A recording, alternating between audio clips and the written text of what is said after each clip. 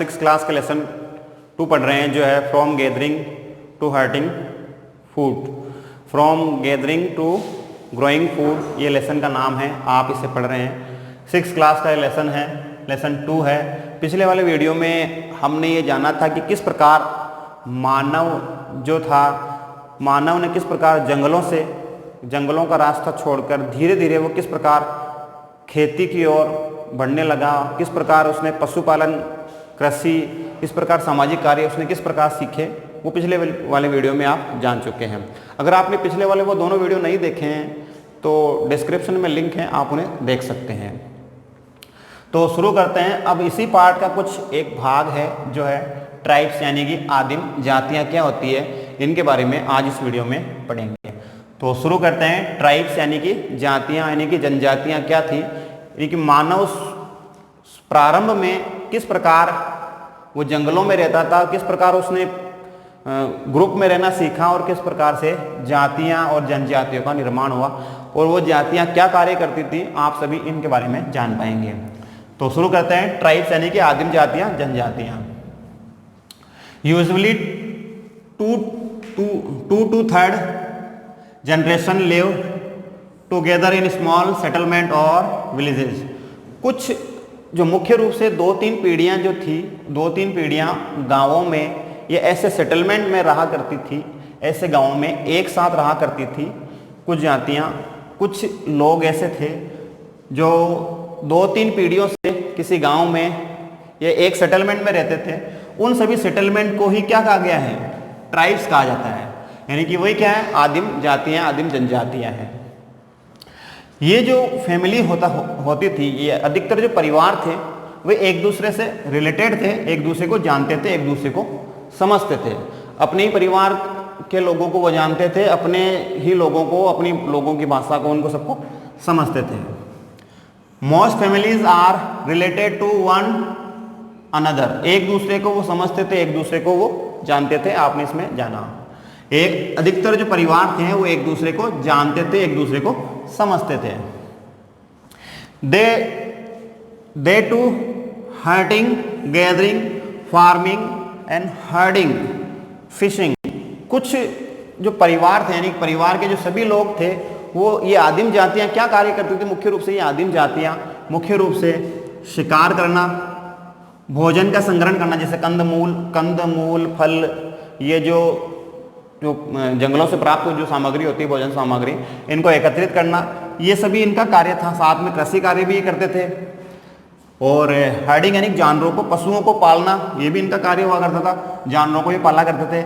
और साथ में फिशिंग यानी कि मछली पालन भी ये करते थे। ये जो सभी कार्य थे ये परिवार के सभी लोग एक साथ मिलकर कंप्लीट करते थे। All the work is done all families member. ये जो सभी लोग थे ये अपने कार्य जो काम हैं सभी परिवार के सदस्य एक साथ मिलकर इस कार्य को करते थे। जैसे मान लो कोई एक साथ फार्मिंग कर रहा है यानी कृषि कार्य कर रहा है, या हर्डिंग कर रहा है, पशुओं को चरा रहा है कोई परिवार का एक सदस्य, या परिवार का एक सदस्य क्या कर रहा है, मछली पालन कर रहा है यानी कि फिशिंग कर रहा है। इस प्रकार ये परिवार के सभी लोग क्या करते थे, एक साथ अलग अलग कार्यों को सभी फैमिली मेंबर करते थे। तो आपने इसमें जाना ही नहीं, जो आदिम जातियाँ होती है वो मुख्य रूप से क्या है, 2-3 जो पीढ़ियाँ थी वो एक साथ एक सेटलमेंट में या एक गाँव में रहती थी, एक जगह रहती थी। तो इन जातियों को ही ट्राइब्स कहा गया, इन जातियों को आदिम जातियाँ या आदिम जनजातियाँ कहा जाता था। और कुछ लोग जो थे एक दूसरे को जानते थे। ये most families are related to one another. ये सभी जो परिवार थे वे एक दूसरे को आपस में जानते थे, आपस में इनका समन्वय जिससे था, एक दूसरे को पहचानते थे, इनमें अच्छा तालमेल होता था।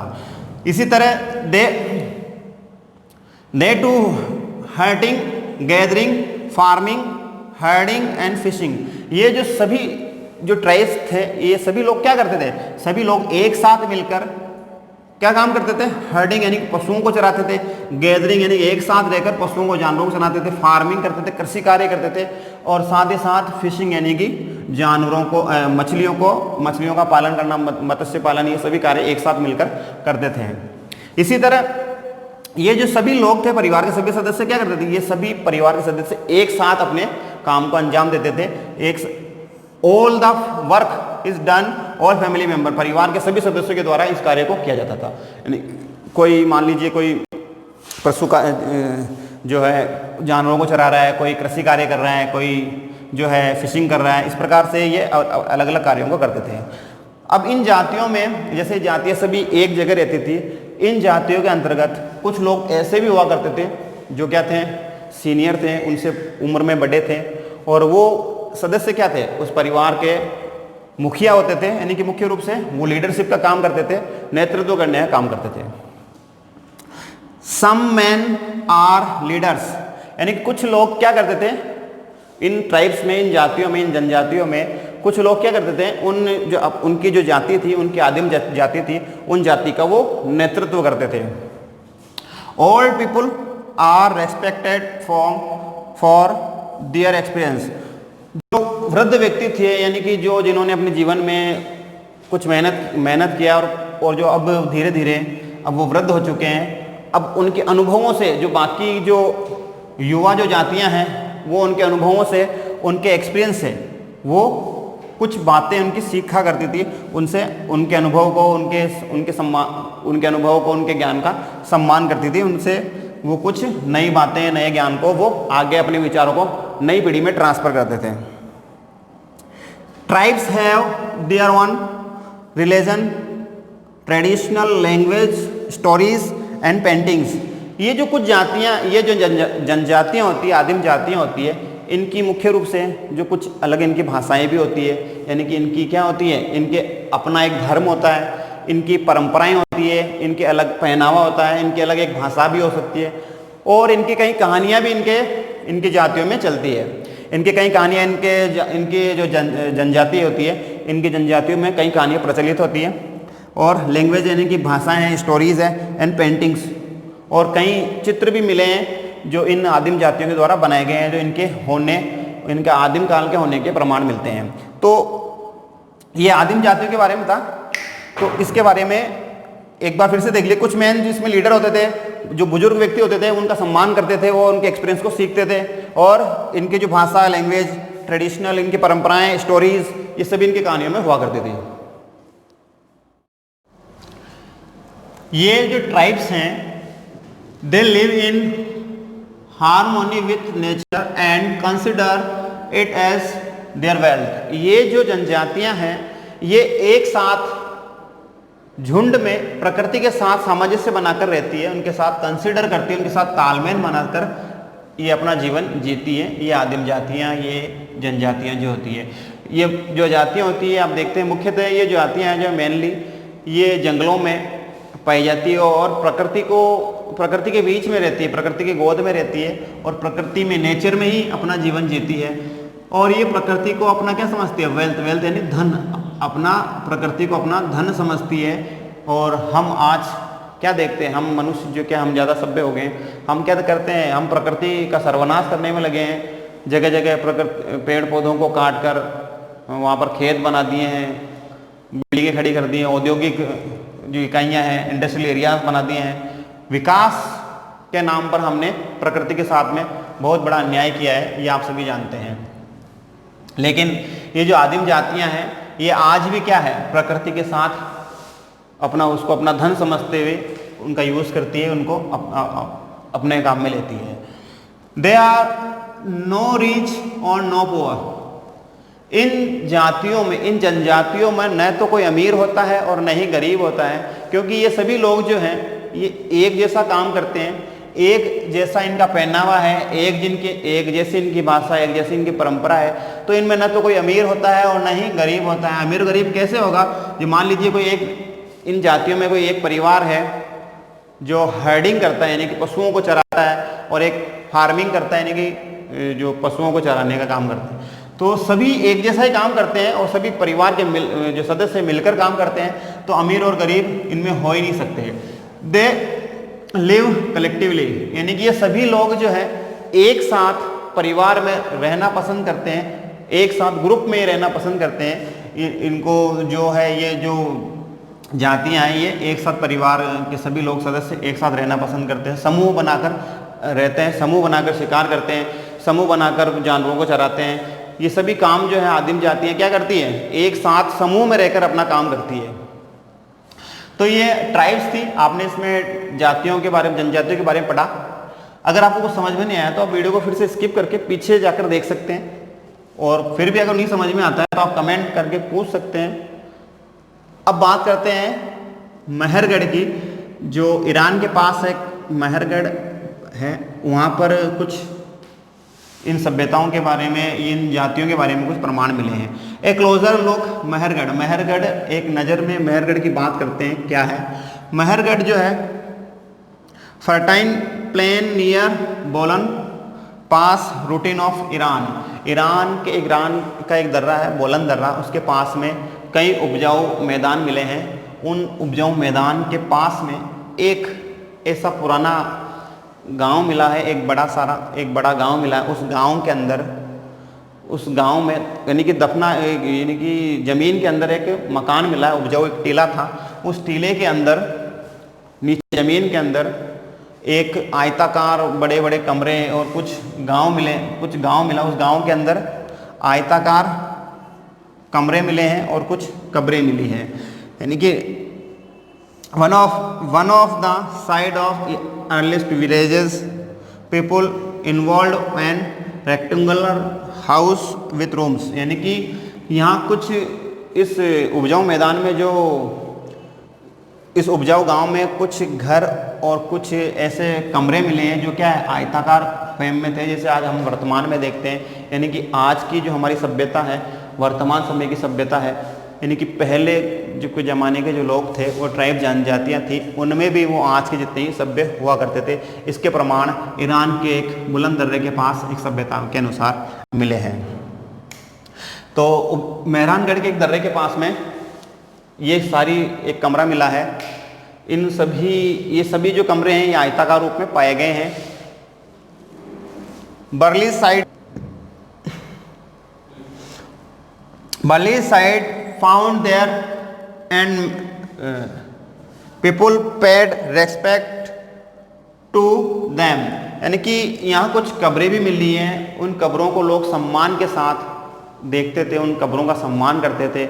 आफ्टर डेथ, यानी कि मरने के बाद लोगों को अगली दुनिया में वो जाते थे, यानी कि उनको स्वर्ग की प्राप्ति होती थी, नरक की प्राप्ति होती थी। ऐसी उनकी मान्यताएं थी। इस ईरान के जो बुलंद दर्रे के पास जो सभ्यताएं मिली उनके अनुसार यहाँ कुछ कब्रें मिली हैं, जिन कब्रों के साथ कुछ सामान रखने की परंपराएं भी थी। यानी कि मरने के बाद हो सकता है कि जो अगली दुनिया है, यानी कि नेक्स्ट जो लाइफ है आफ्टर डेथ, वहाँ पर जीवन जीने के लिए जो कुछ आवश्यक सामग्री की आवश्यकता होती है, उन सामग्रियों को कब्रों के साथ दफनाया जाता था प्राचीन समय में, पहले में। किस पर्पज से कि भाई ये जो आने वाला जो इनकी जो आगे की जो सफ़र है, यानी अगली नई दुनिया का जो सफ़र है, वो अच्छे ढंग से कटे। तो इन कब्रों के साथ में वो कुछ सामान, यानी कि कुछ आवश्यक ज़रूरत के जो सामान थे, उन सामानों को वो साथ में दफन कर देते थे। जैसे कई कब्रें ऐसी मिली है जिनमें बकरों को भी, यानी कि गोट्स जो हैं, उनको भी दफनाने के प्रमाण मिले हैं। कुछ कब्रें ऐसी मिली है जिन कब्रों में क्या है, नौकरों को साथ दफनाए जाने के प्रमाण मिले हैं। कुछ सोने चांदी आभूषण इनके जो शवों के साथ उनके दफनाने के प्रमाण ईरान में मिले हैं। और जो मिस्र का पिरामिड है वो आप देखते हैं, वो इसी का एक प्रतिरूप पाया जाता है। Purpose had believe in someone kind of life after that, यानी इनकी मान्यता थी कि लोगों को मरने के बाद क्या है, अगली दुनिया में जाने के लिए क्या है, इन सभी चीज़ों की आवश्यकता होती है। इसलिए इन कब्रों के साथ उनके जो खास वफादार नौकर थे, उनके जो ज़रूरत की जो सामान की जो वस्तुएं थी, उन वस्तुओं को भी वो क्या है, शवों के साथ दफना देते थे। मिस्र के पिरामिड में कई ऐसे ऐसे बड़े रूम्स मिले हैं जिसमें क्या है, शवों के साथ उनके नौकर चाकरों को, उनकी पत्नियों को, उनके बच्चों को भी साथ दफना दिया जाता था, ताकि वो अगली दुनिया में जाए तो उनको आगे कठिनाई का सामना नहीं करना पड़े। कुछ उनके जो उपयोगी फर्नीचर थे, उन फर्नीचर को भी उनके साथ दफनाया जाता था। उनके सोने चांदी आभूषणों के साथ, शवों के साथ उनके साथ रखा जाता था। मिस्र के कई ऐसे जो पिरामिड हैं उनमें आज भी ऐसे अवशेष मिलते रहते हैं। One person was buried with goods, कुछ कब्रों में बकरों को दफनाए जाने के प्रमाण मिले हैं, जानवरों को भी उनके साथ दफना दिया जाता था ताकि वो अगले जो दुनिया है आफ्टर डेथ वहाँ जाकर अपना जीवन आराम से वो जी सके। तो आपने इसमें जाना कि ट्राइब्स क्या थी, मेहरगढ़ को आपने इसमें पढ़ा, एक बार फिर से रिवाइज कर लेते हैं। दे लिव इन, इनकी ट्राइब्स जो है they live in harmony with nature and consider it as their wealth. ये जो आदिम जातियाँ होती है, ये आदिम जातियाँ जो क्या है, ये आदिम जातियाँ प्रकृति के साथ में कंसिडर करते हुए, प्रकृति के साथ में सामंजस्य से तालमेल बनाते हुए अपना जीवन समझती है, इट एज देयर वेल्थ, और प्रकृति को अपना धन मानती है, प्रकृति को अपनी संपत्ति समझती है। हम आज के मनुष्य क्या करते हैं, प्रकृति का सर्वनाश करने में लगे हैं, पेड़ पौधों को काटकर खेत खलियान बना देते हैं, इंडस्ट्रीज खड़ी कर रहे हैं, वहाँ पर मकान बिल्डिंगें बना रहे हैं। हम प्रकृति का दोहन कर रहे हैं, लेकिन हम नेचुरल जो सोर्सेस हैं वो एक दिन समाप्त हो गए, इनको ध्यान में रखते हुए इनका दोहन नहीं कर रहे हैं। दे लिव कलेक्टिवली, ये सभी जो लोग हैं ये सभी एक साथ रहते हैं, एक साथ झुंड पे रहते हैं, इनका एक कबीला होता है, और इन कबीले में क्या है, दे आर नो रिच और नो पुअर। इन कबीलों में न तो कोई अमीर होता है और न ही कोई गरीब होता है, सभी एक जैसा वर्क करते हैं। तो एक जैसा वर्क करते हैं तो ना कोई अमीर है ना कोई गरीब इनमें पाया जाता है। मेहरगढ़ की बात कर लेते हैं एक बार। मेहरगढ़ जो है ये ईरान के पास एक बुलंद दर्रा है, वहाँ पर एक उपजाऊ टीला, एक मैदान मिला है, उस मैदान के नीचे ज़मीन के अंदर एक बहुत पुराना एक गांव मिला। उस गांव के अंदर क्या है, कई आयताकार रूम्स मिले हैं, यानी कि रेक्टेंगुलर जो रूम्स है, हाउसेज मिले हैं, घर मिले हैं और कमरे मिले हैं। इन कमरों के साथ साथ कई कब्रिस्तान भी मिले हैं। उन कब्रिस्तान में क्या है, उन कब्रिस्तानों के साथ साथ कब्रों को सम्मानीय दृष्टि से देखते हुए उन लोगों की मान्यता था कि मरने के बाद व्यक्ति क्या है, अगली दुनिया में जाता है, और उन अगली दुनिया में जाने के साथ उसको क्या है, उस अगली दुनिया की जो सफ़र है उसको सफ़र को पूरा करने के लिए उनको कुछ चीज़ों की आवश्यकता होती है, और उन चीज़ों को उनके साथ दफना दिया जाता है। और ये सारे जो प्रमाण हैं ये इस मेहरानगढ़ के एक बुलंद जो दर्रा है उसमें मिले हैं। और मिस्र के पिरामिड हैं, इन पिरामिडों में आज भी ऐसी अवशेष मिलते रहते हैं। तो आपने इस वीडियो में हमने पार्ट 2 पढ़ा, from gathering to growing food. अगले वाली वीडियो में हम पढ़ेंगे इस पार्ट के क्वेश्चन आंसर। तब तक आप इस वीडियो को देखें, बार बार देखें, समझने का प्रयास करें। थैंक्स फॉर वॉचिंग, धन्यवाद।